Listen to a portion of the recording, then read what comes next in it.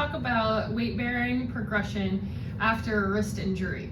So once you get approval from your doctor, your therapist to start weight bearing, where you start is with a little bit of tabletop, not putting a ton of pressure over your wrists, but just starting kind of where you are.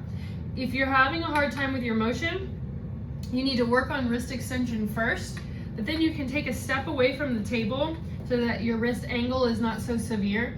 And we're just going to slowly start trying to put some weight into our fingertips.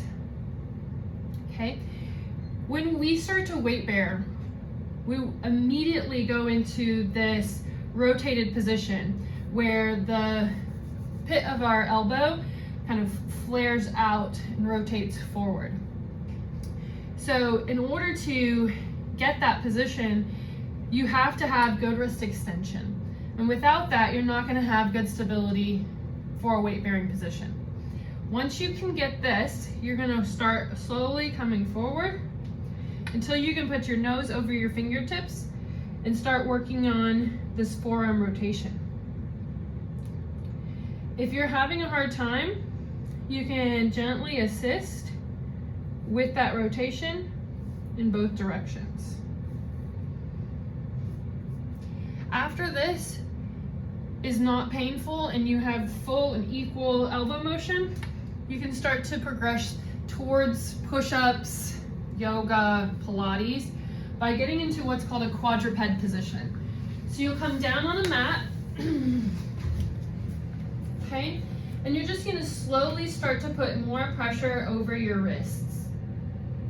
You can rock back and forth. And again, you still wanna work on locking out that elbow and finding that position of stability. Once you tolerate quadruped position, you're gonna start putting your nose over your fingertips, leaning in. Then you can start to do one leg at a time. So for your right arm, you would start with lifting your right leg.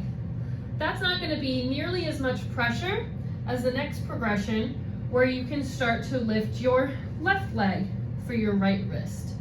This is going to push your body weight over to your injured wrist and give you more body weight into that wrist. The next one after this is coming into girl push-up or a knee push-up. Just going to come back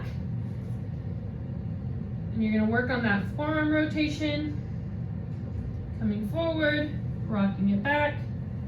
And lastly, you're going to start lifting one leg at a time until you can do weight bearing in a plank position. Hope that helps.